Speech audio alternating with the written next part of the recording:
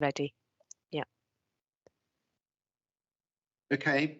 Well, this is the Executive Member of Policy and Resources Decision Day. Going through the agenda, have we got any deputations? I know that Councillor Collick already wants to speak on items 2 and 4. I think that's right. Key decisions, are there any key decisions? As far as I know, there aren't any. And so let's get straight on with the non-key decisions. The first is the revenue budget and report for corporate services. I see there is 2 recommendations.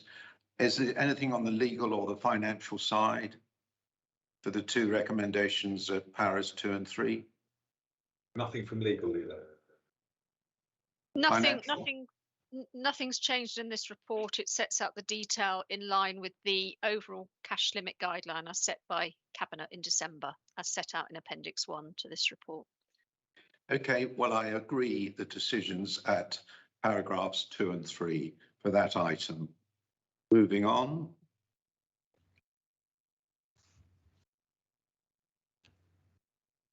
Events celebrating Her Majesty's the Queen's Platinum Jubilee. This is item 3. Sorry, it's it on my item 2. Sorry. We've obviously covered these in the past. Is there anything you specifically want to add, Felicity? Prior to anything Councillor Collick wishes to ask, oh, thank you. Leader. Yes, Councillor Collick. I'm always making. I do apologise. So thank you, Keith. Yes, it's just a couple of questions, really. First of all, clearly with celebrations of this type happening all over the country and at all sorts of different places, all of the outdoor event infrastructure is going to be in very short supply and therefore expensive as well. Has that been taken into account in making these plans, or are we potentially going to find that there are problems when we want to source things that are not available? And how much of this will be done by our own staff, or will we be needing to bring other people in to do some of these things? Just want to get a feel for it. Thank you, Councillor Collins. In the points you want to make, Felicity, in answer to the on this item, if you could possibly provide an answer, if you are able to, on the 2 matters that Councillor Collins has raised. So, Councillor Collett, there is only probably one thing that we're concerned about in terms of the availability, and that would be a big outdoor screen at the Royal Victoria Gardens. So that is dependent on us being able to source that following this decision, but we couldn't do that prior, obviously. Apart from that, there are no other dependencies that I'm aware of that are significant in terms of outdoor event infrastructure, and we're planning to do almost all of this programme from within existing staff resources. So it will be using our own staff in libraries across the country, parks, etc., etc. The music service, obviously, for the big concert. Okay, thank you. And I presume there's liaison going on with, for example, the Hampshire Association of Local Councils. I know there are certainly at least 3 parishes in Hart that will be lighting their own beacons. Yeah. And obviously we need to be part of the pattern. Yeah, the Lord Lieutenant is has overarching overview for Hampshire and what's going on. So he's going to have a website with a full programme of what everyone's doing, that everyone's going to be asked to contribute onto. And the County Council has agreed to liaise with all the districts to make sure we've all got the districts and the County Council stuff uploaded. And the Lord Lieutenant will then be reaching out to ask other organisations to upload things as well. Okay, thank you very much. Any other points at all? Okay, I agree the recommendations at paragraphs 2 and 3. Moving on.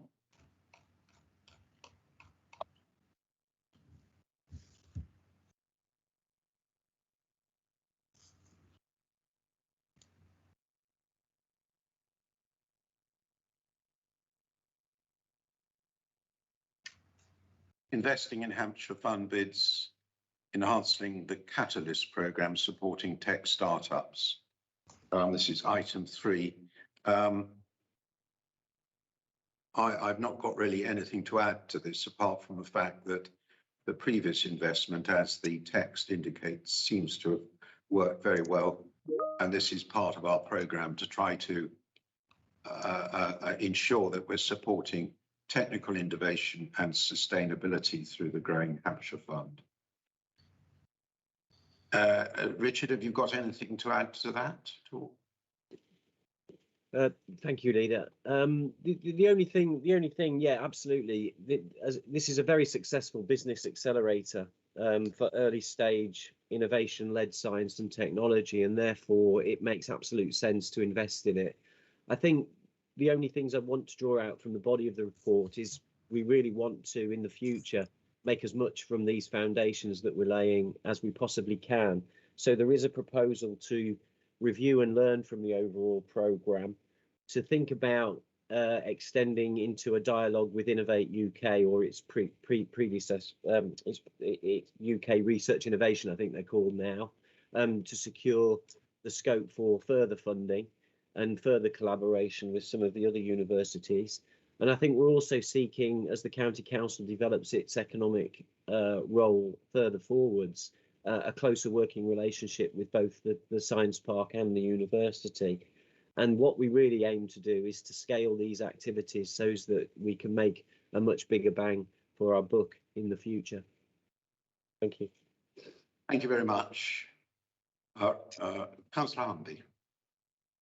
Yeah, thank you very much, Leader. It's just to say how very much support this paper, and it shows the advantages of having a very good working relationship with the university and the benefits that come from working in partnership like this. So just very much support the paper. Thank you.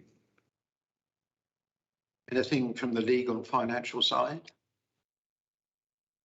Nothing from legal, Leader. Okay, Nothing I further. approve Finance. the recommendations at para 2 and 3, and in doing so, I think we should ensure that there is suitable press coverage for what we're doing with the science part, because I think it's an initiative, as Richard says, we need to continue in the future. Moving on to item 4. Invest in Hampshire. Councillor Collett. Thank you, Chairman. Couple of questions, if I may, on this one. The first is, obviously, everyone's planting trees. So where are we sourcing our trees from? I understand there is a shortage of trees at the moment. It may be that we're still able to grow all that we want in our own nurseries as we used to do, but I'm not sure whether we are able to on this. So I'd like to know where we're going to source our trees and how many we think we can plant for £500,000. We must have an idea for that. I'm also conscious that we're having to spend quite a lot on ash dieback. So are we able to plant more trees than we're having to remove because of ash dieback? Thank you. Well, if I was standing at the dispatch box in the House of Commons, I'd probably answer that question by saying a multitude of resources, amongst other things. But as we have someone far better with us in the form of Felicity Rowe to answer these questions, you'll probably want to say something about this tree planting. I can add something by saying this is an enabling funding for others to actually plant trees apart directly ourselves. But all the questions that have been posed are very relevant. So, Felicity. Leader, I think I'm at the feet of a master here, but I will just, on a very pragmatic basis, yes, Councillor Collett, sourcing is difficult. We have actually pre-ordered significant numbers, so we have some foot in the door. We are considering setting up our own nurseries again in order to be able to sort of take this forward over the next 10 to 15 years, to be honest, in terms of an ongoing pattern of planting.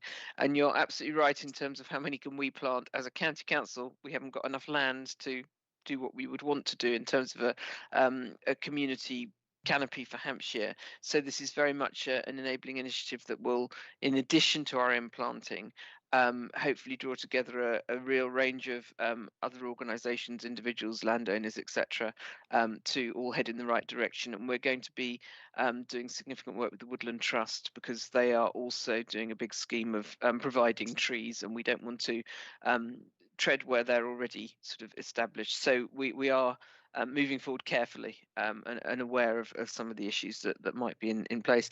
In terms of ash dieback, it's really difficult to say that. We don't yet know how many ash trees we're going to have to take down. We don't know how many will fall. If we assume that all the ashes go, then we're probably hard pushed over the next 5 years to keep up with that sort of level of attrition. But the proposal with ash dieback has never been to directly try and replace, because actually they may open up other habitats as well. So although I can see the parallels, it's easier to bring the parallels together, but I think it would be actually helpful to think about them separately, and actually looking at increasing biodiversity overall, whether that is through replacement of ash, etc., or actually moving into other environments as we go forward. But again, looking at that in the round, it's something we don't want in terms of the dieback, but we will be working hard to make sure that as we go forward, we're just increasing biodiversity net gain, whatever way we're doing that. So thank you very much. That's very helpful. And just to be clear, I'm not suggesting that we replace ash with ash or anything like that. I totally agree that we need to be environmentally aware in what we're doing, and I strongly support the objectives here. So thanks very much for those. And I do like the idea of getting our own nurseries going again. I think that will put us in a very strong position. Thank you. I'd just like to stress this is really enabling funding. So, because we felt that there will be people that come to us and say, can we have some finance to do this or that? And rather than deal with these requests piecemeal, to have a fund that is specifically designed and aligned with something that is happening nationally seemed to us to be a good idea. No other points. So I approve the recommendation of paragraph 2. Thank you. Moving on to item 5. The Leaders Community Grants. Who's speaking on that? Me again, Leader. Yes, I know we've gone through all these before, but I don't know whether you want to add anything. I don't really need to add anything. There are 2 grants shown in appendix. One for the Autumn Climate Action Network, which is supported by the Corporate Climate Change team, and the other for the Licorice of Winchester appeal, which I know that you're well briefed on, and the unveiling of the Licorice statue is on the 10th of February. Okay, fine. Well, I'm happy to approve the recommendation at para 2. Do we know who the celebrity will be that's doing the unveiling? I can't tell you that until Friday, Councillor Collins. Okay.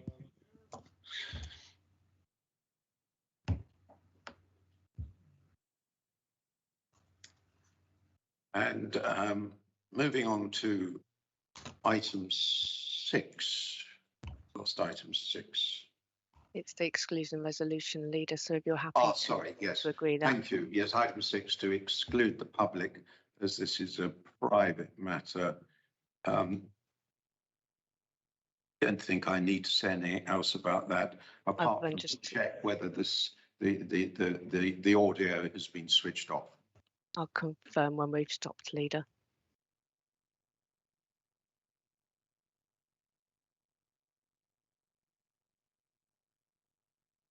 I should have actually said it's a private matter excluding exempt information within para 3, part 3 of Schedule 12A, the Local Government Act 1972.